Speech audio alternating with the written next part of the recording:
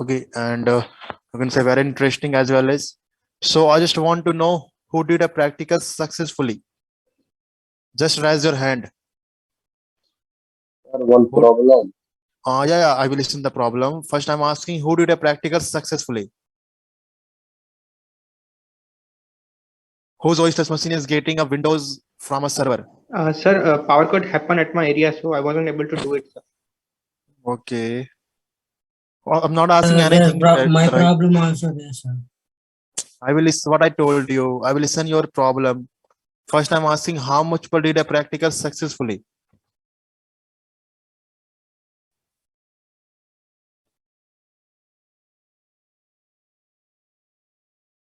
No one. No one is doing a practical.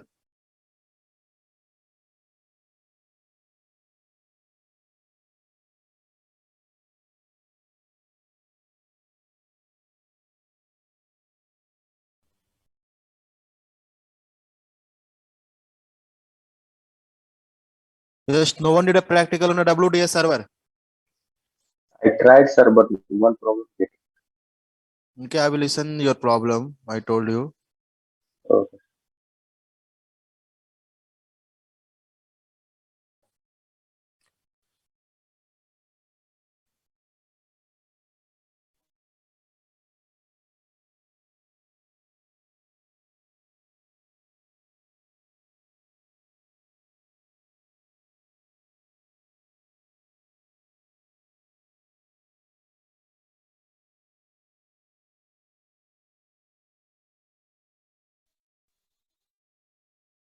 Okay.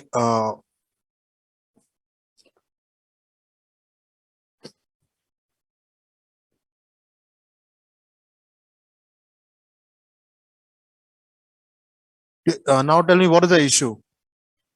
Why it's not successful? Sir, Sir, when I Just go, one by one, one by one. yes, sir. Sir, when I go to add image, install image file, it's only showing boot.wim. Image.wim not showing. Means install.vim file is missing. yes, sir. Yes, Same. sir. Yes, Yes, sir. sir, same issue. Install.vim file is missing. Yes, Yes, sir. sir. Yes, sir. Yes. That I have this install.esd file, sir. Yeah, I know, I know. Guys, now raise the hand who are getting a same error that install.vim file is missing. Yes, sir. My Install.esd. same error, sir. Okay, just raise the hand. How much people are getting a same error? So that I will know that you are trying even. Right. I will give a solution. It's a very easy solution. Okay, I will tell you. Okay, we resolve within a minute. But I just want to know who is getting a same problem that okay, who has tried. Okay, but when you are adding an install image, right? So okay, when you're okay browsing a path, DVD sources.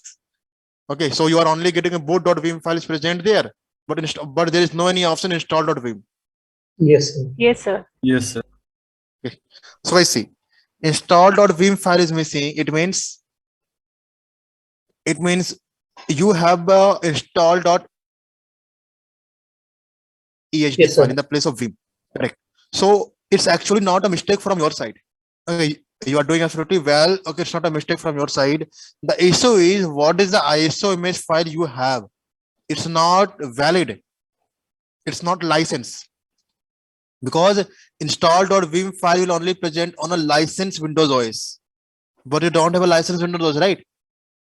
You have just downloaded from Microsoft. sir. Okay, you Yes, are sir. using. Yes, sir. Yes, sir. So what is the solution? Okay, in a company there will be a license. In a company, okay, for a operating system there will be a license. Yes, sir. Correct.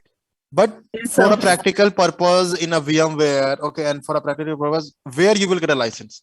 So okay, you know we are Indians, right? We will not pay any amount for these kind of things. So so what is the solution? Solution is we can download a cracked version of Windows OS in which install.vim file is present. Correct. And I'm sending a link to all of you. Okay, sir. You can download this one Windows 10 operating system Okay, file. sir. Okay, sir. Okay. Okay, sir.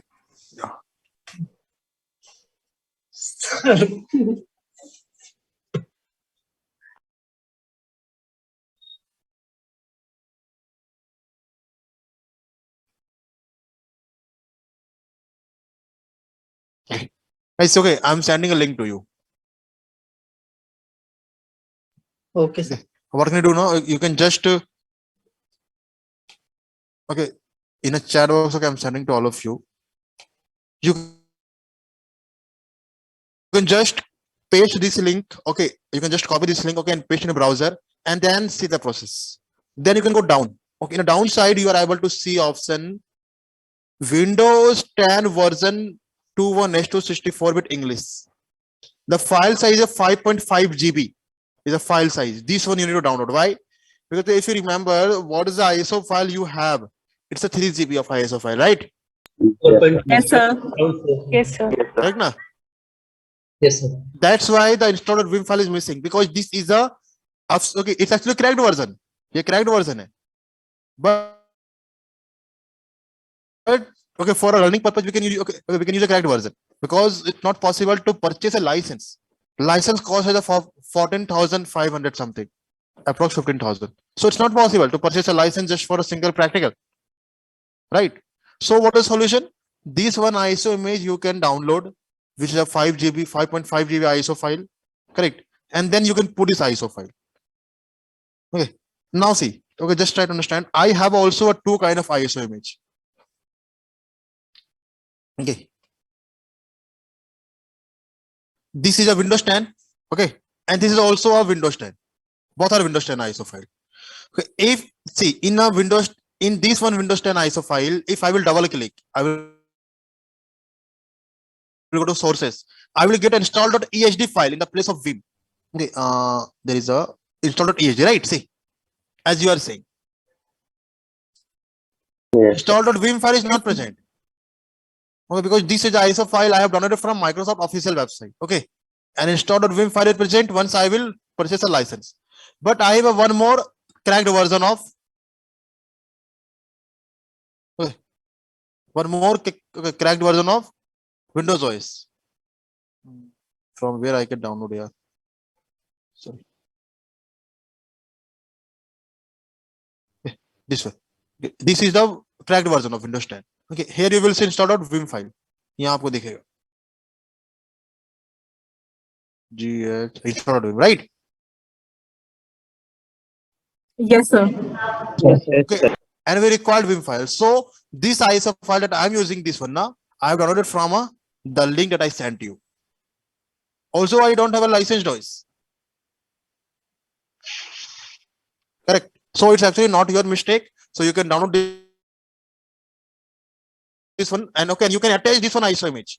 After downloading this ISO image, you can attach this one. Then you will get installed a Vim file, and then you can process. Okay, then you can go for your process. Sir, I have a small doubt. Yes. Can we use this ISO file for practical, sir? Which ISO file? The one which we are downloading now, which we are showing now. Yeah, this one you can use for a practical only. And the previous one, sir? Previous one, leave it. Because Okay. on that ISO file, installed Vim file is missing, not present. Okay. Correct. Yes. And in this ISO file, a Windows 10 installed Vim file is present. Okay. Correct. The Yes. file size of 5.5 GB. So all the, see what's happening now. Every file, ISO image, whatever. Okay, every file having some features. Correct. Some features. So in this Windows 10 ISO file, correct, the original cracked version of features are available. Means installed Vim file is present, plus plus boot.vim, both file are present. Okay, I have one more Windows 10 ISO file. Okay, Windows 10 and okay, this one enterprise. I'm going to check here installed Vim are present.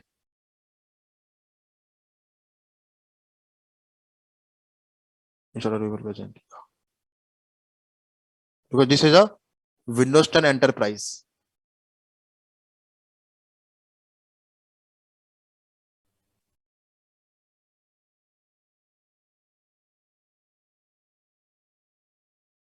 Correct. So what I sent you can download that one.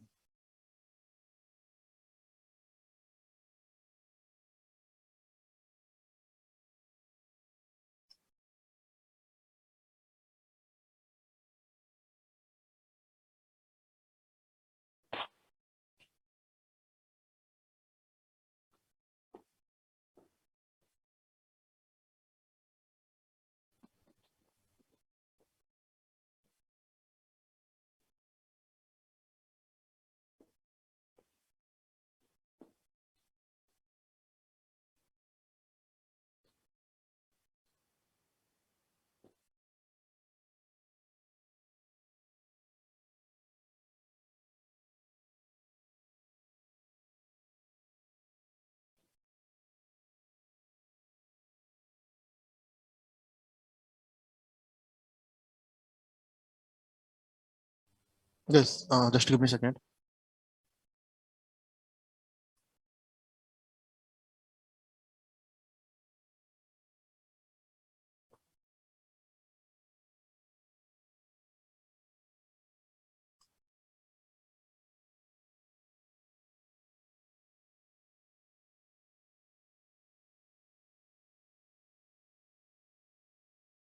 Hello, sir.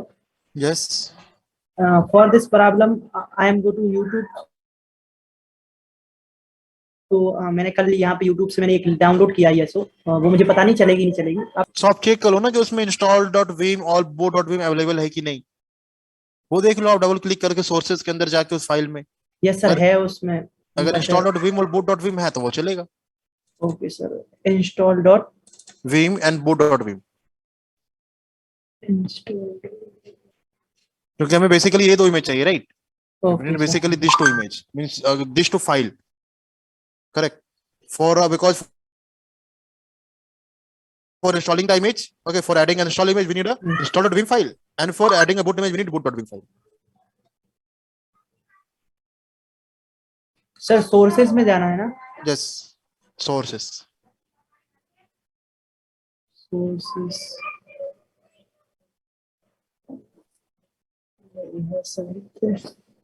Install dot Okay, guys, so this ISO file, okay, that I sent a link to you can download. Okay, and then you can do the practical, sir. and then you can let me I know, have Okay, sir. Thank you, sir. right? Yes, sir. And for today, okay, I'm going to tell you about a group policy. Okay, that's okay. I will not give you a practical today on a group policy. I will just give you a theory part and something basics.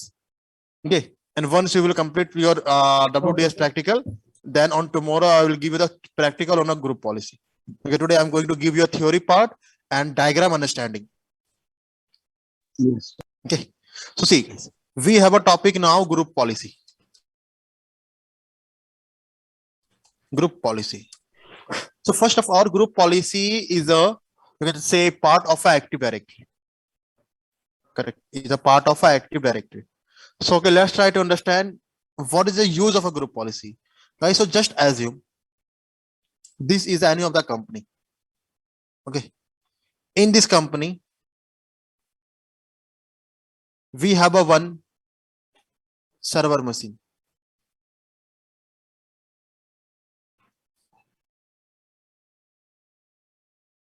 Wait, just give me a second.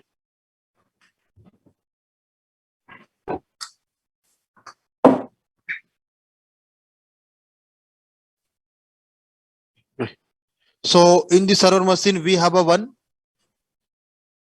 Okay, sorry, in this okay company we have a one server machine. So just assume this is my server machine. Okay, and guys, there is a multiple departments in a company. So this is a okay sales department. Okay, there is a multiple department. Okay, so this is a sales department. This is the HR department in a company. This is the account department. This is the marketing department in a company, as an example. Okay, and this is your server machine, single server machine. Inside a server room. Inside a server room.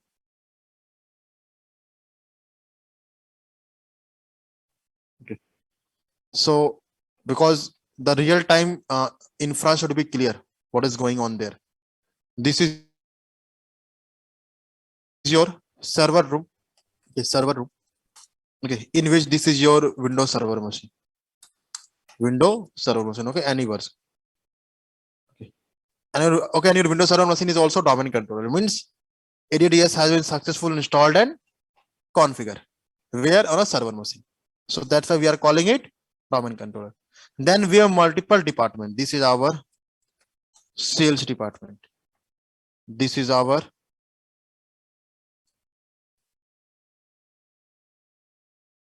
account department. This is our HR department. This is our marketing department. Okay.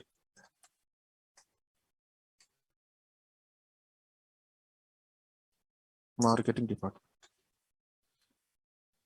Okay, and just okay, and the scenario is here. Okay, every department's having some computers, some users. Okay, so I can't get okay computer, so I'm just writing. Sales department having 100 user or 100 computers. Right, 100 users means 100 Yes. computers. Yes, sir. Right now, so 100 users and 100 computers. Okay, and same thing with every departments. 100. Okay, maybe less, maybe more, depends upon okay, 100 users, 100 computers. 100 users, 100 computers. Means total you have about 400 users and 400 computers are connected through your server domain. 400 users are present in your Active Directory database and 400 computers are present in your Active Directory computer option. Okay. And just things is, as an admin, you want that all the users, okay, who is a part of account and okay, who is a part of account department, all the users and all the computers, okay, who is a part of account department, they cannot access pen drive. You want to restrict, okay, for account department only. Okay, for account department, you want to restrict, okay, any removable disk access. Remove. Okay, any removable disk access. Okay, you want to restrict any removable disk access. Okay, you want to restrict removable disk access. Okay, so when you want to restrict it, okay, removable disk access for account department. Correct. Okay, and in okay, in a scenario number 2, you want all the users, okay, who is a part of a HR department. Correct. They cannot do. Okay, they can't change their wallpaper. Okay, and something other facility. Okay, something okay, different restrictions you want to apply. So how it will possible? Yes, it will be only possible once it's only possible once in a server you will apply group policy. Why? So what is group policy? Group policy is basically a security settings that we okay, that we implement for our users and for our computers for security purpose. A simple thing. Okay, otherwise I want marketing department can't do something other. Okay, I want to restrict something. Correct. Okay, and okay, why I'm restricting removable disk access? Because of any users from my account department, they can copy our data. Okay, and the data is a very important for now a time for any people. Data is a much more important for any person now a time. Right? Yes, sir. So okay, we can restrict our users. Okay, we can give a permission to users. Okay, because group policy is basically a security settings that we use to apply security policies for our users and for our computers in a domain network. Okay, and the scenario is all the 400 users is a part of a Active Directory database. All the 400 computers is a part of a Active Directory database because Active Directory contains users, computers, and all other network information. You know, Active Directory database. Okay, and in your server, ADDS role has been installed. Okay, and all the computers is a part of a domain. Which domain? The server domain.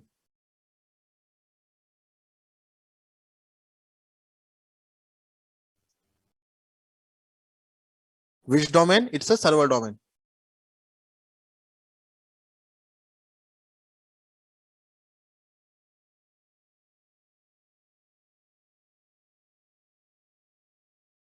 Right.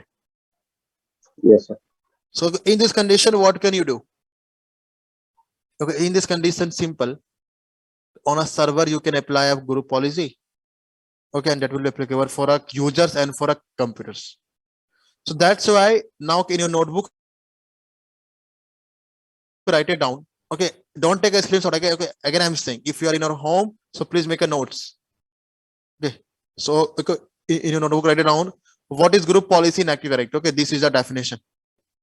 Okay, and then I will give understanding to you. Make a notes on it.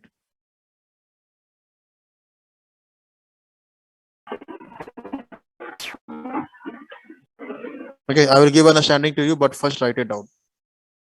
These all things.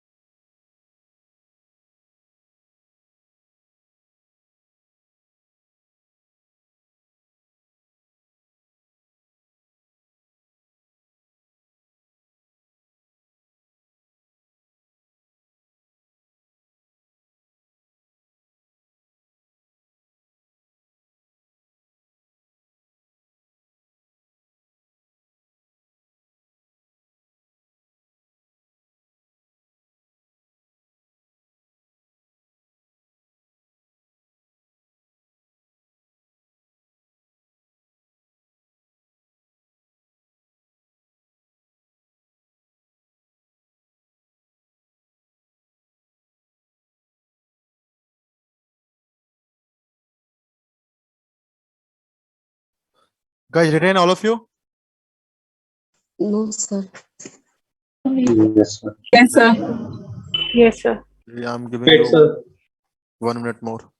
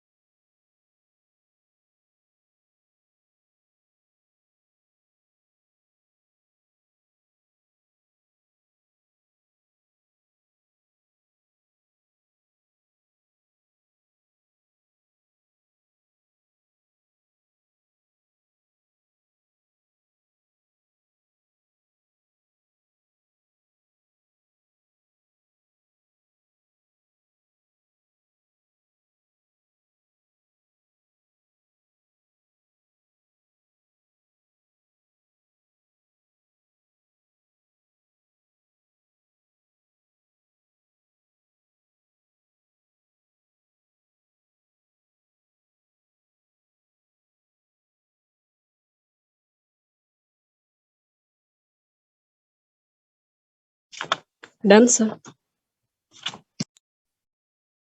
Okay, done. All of sir. you.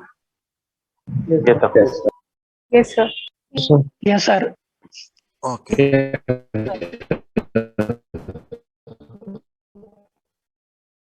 I see. So what is the meaning of group policy? So as you are able to read, group policy is a hierarchical infrastructure that allows a network administrator in charge of Microsoft Edit to implement a specific configuration for users and computer. Means from a group policy, we can implement some specific configuration for whom? For our users and for computers. A specific configuration means restrictions and permissions like. Group policy is primarily a security tool. It's a security tool and can be used to apply security settings for our users and computers. Written very clearly. Group policy is basically a security tool that will help to apply a security setting for our users and for computers, right? As you are saying. Okay. And then group policy allows administrator to define security policies. Means from a group policy, we can define some kind of security policies for our users and for our computers. Correct. And these group policies, which are collectively known as a GPO. I say we have a two things, GP and GPO. We have a two things, GP and GPO. GP stand for group policy. Group policy. And GPO stand for group policy object. So what is the differences between group policy and group policy object? So the differences is, guys, just assume if I will apply a single policy, for example, I'm applying a policy like restrict removal disk access for account department. So I can say I'm applying a group policy. But if I will apply more than one policy to anyone, to any department, to any domain, to any computers, means I'm applying a GPO. That's why GPO means group policy object is a collection of a multiple group policy settings. So what is group policy object? Group policy object means GPO is the collection of multiple group policy settings. Okay, that's why here you are able to read. Okay, these policies are collectively referred to as group policy object. Means when multiple group policy are combined to each other. Means if you are applying a more than one policy for any department, for any computers, for any for anyone, for any domain, means you are applying a group policy object. Okay, these policies are collectively referred to as a GPO, are based on a collection of individual group policy setting. Means collection of individual group policy setting known as a group policy object. Okay, collection of a multiple group policy settings known as a group policy object. Means if I will apply a one security settings for account department, so I can say I'm applying a group policy. But if I'm going to apply more than one security settings for account department, means I'm applying a GPO, group policy object. So that's the differences between a group policy and group policy object. Actually, our things are same, but if you are applying a single security settings for your computers, for your users, so you are applying a group policy. And if you are applying a two or three different kind of security settings for users and computers, means you are applying a GPO, group policy object.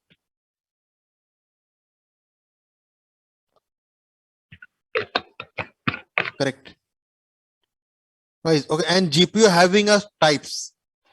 We have a two types of GPO. We have a two types of GPO.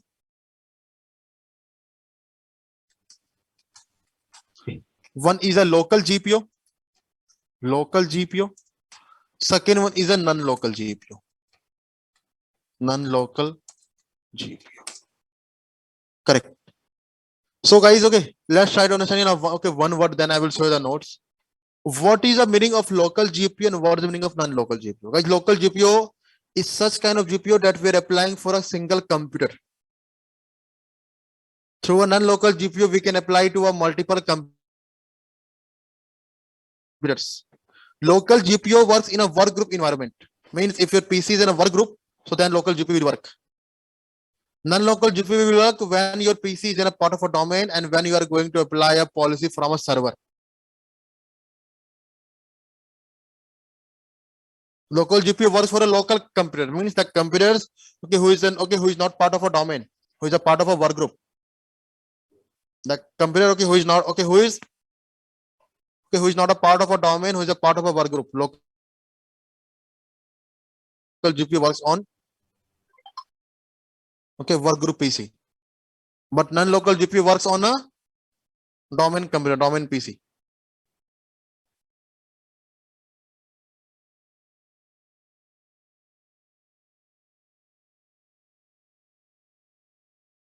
Okay, guys, so okay, in your notebook, write it down about a local GPU and non-local GPU. Okay, both. Okay, make a notes. I'm giving you time for writing, and then I will give an understanding according to the definition. Correct? Because what I told you, okay, what a local and non-local, same thing is written as in a definition wise. Okay, I will explain to you, but first make a notes.